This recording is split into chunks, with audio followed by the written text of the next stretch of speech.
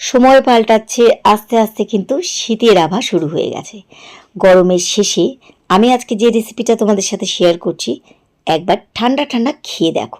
প্রতিবার গরমের অপেক্ষা করবে যে গরম কবে পড়বে, আর তোমরা এই রেসিপিটাকে বানিয়ে মন প্রাণ জুড়িয়ে নেবে। না এটা দই, না এটা ক্ষীর, না এটা আইসক্রিম, তবে খেতে দারুণ লাগে। তো চলো দেরি না করে দেখিয়ে দিই আমার আজকের রেসিপি। এই ঠান্ডা ঠান্ডা ডেজার্ট বানানোর জন্য প্রথমে আমি এখানে নিয়েছি 100 গ্রাম গোবিন্দভোগ চাল বা সেন্টেড যে কোনো চাল নিতে পারো। খুব ভালোভাবে প্রথমে চাল ধুয়ে একটু ময়লা জলটা ফেলে, চালের জল ফেলে শুধু ঝরিয়ে রাখতে হবে, চালটাকে কিন্তু ভিজিয়ে অনেকক্ষণ ধরে রাখার দরকার নেই। তো চালটাকে আমি ধুয়ে নিয়েছি আর জলটাও ঝরিয়ে নিয়েছি। এবার নিয়ে নিচ্ছি একটা মিক্সার জার, আর এর মধ্যে একবার নব ঘুরিয়ে 2 সেকেন্ডের মতন রেখে বন্ধ করে দিতে হবে। চালটাকে আমাদের একদম আধা ভাঙা করে নিতে হবে, যেন চালের পাউডার তৈরি না হয়ে যায়। তাই 2 সেকেন্ডের মতন কিন্তু নব ঘোরাবে, তার থেকে বেশি না। এই চালের গুঁড়ো হাতে নিলে বুঝতে পারবে হাতের মধ্যে কিন্তু দানা দানা ভাবে চালের গুঁড়ো লাগবে। ঠিক এরকম ভাবে কিন্তু আমাদের এই চাল গুঁড়ো করে নিতে হবে। দেখতে পাচ্ছ চালে কিন্তু গোটা দানা নেই, তবে কিন্তু এগুলো একদম গুঁড়ো গুঁড়ো হয়ে গেছে। এবার আমি গ্যাস ওভেনে একটা ফ্রাই প্যান বসিয়ে নিয়েছি, আর এর মধ্যে নিয়েছি 1/2 লিটার লিকুইড দুধ।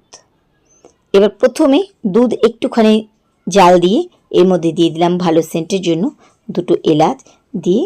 দুধটাকে কিন্তু এখন ঘন করব না বা খুব জাল দেব না, শুধু দুধের যখন উতাল আসবে, প্রথম উতাল দেওয়ার পরেই এবার আমরা যে চালটা গুঁড়ো করে রেখেছিলাম পুরো চালটা কিন্তু এর মধ্যে দিয়ে দিচ্ছি। চালে গুঁড়ো দেওয়ার সাথে সাথে কিন্তু অনবরত কিন্তু আমাদেরকে খুন্তি বা স্প্যাচুলা চালাতে হবে, নাহলে কিন্তু তলায় বসে গিয়ে এটা দলা দলা হয়ে যাবে। তাই অনবরত কিন্তু খুব ভালোভাবে স্প্যাচুলা চালিয়ে এটাকে দুধের সাথে খুব ভালো করে মিশিয়ে দিতে হবে।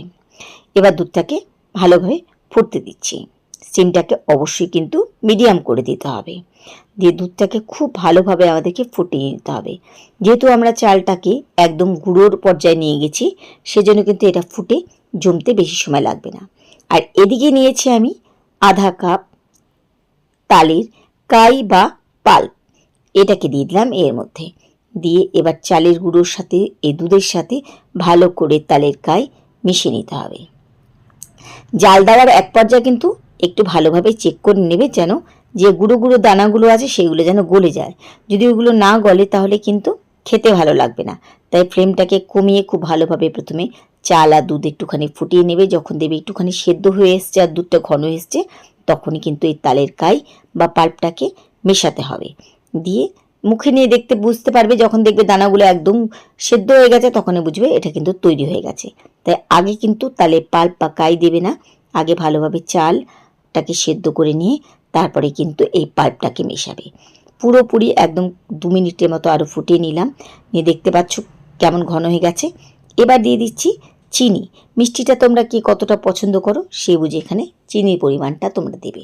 আমি এখানে 4 চামচ চিনি দিয়েছি। চিনি দিয়ে মেশানোর পরে আর একটুখানি ফুটিয়ে নিচ্ছি, কারণ চিনি দিলে এটাকে আরেকটু পাতলা হয়ে যাবে, তাই এটাকে আরেকটু ঘন করে নিচ্ছি। কারণ আমি এটাকে আগেই বলেছি যে আমি এটাকে ঠান্ডা ঠান্ডা পরিবেশন করতে চাই। তাই এটাকে খুব ভালোভাবে চিনির সাথে মিশিয়ে আরেকটুখানি আমি এটাকে ঘন করে নিচ্ছি। খুব ভালোভাবে এখানে আমি মিশিয়ে নিয়েছি। এত সুন্দর করে জাল দিতে হবে, অনবরত স্প্যাচুলা চালাতে হবে এই কারণে যে চালের দানা একদমই বুঝতে পারবে না। মুখে নিয়ে যখন খাবে ধরতেই পারবে না যেটা কি খাচ্ছ, ক্ষীর খাচ্ছ না চালের ফিরনি না পায়েস। তো খুব ভালোভাবে আমি এখানে ঘন করে নিয়েছি। এটা ঠান্ডা হতে দিলে পরে কিন্তু আরও জমে যাবে, তাই গরম অবস্থাতে কিন্তু আমি এটাকে ঠান্ডা করতে দেব। এটাকে ঠান্ডা করার জন্য আমি এখানে নিয়েছি আইসক্রিমের কাপ, আর এই কাপের মধ্যে আমি এবার এই তালের আইসক্রিম বলো ক্ষীর বলো যেটাই বলো এটাকে ঢেলে দিচ্ছি।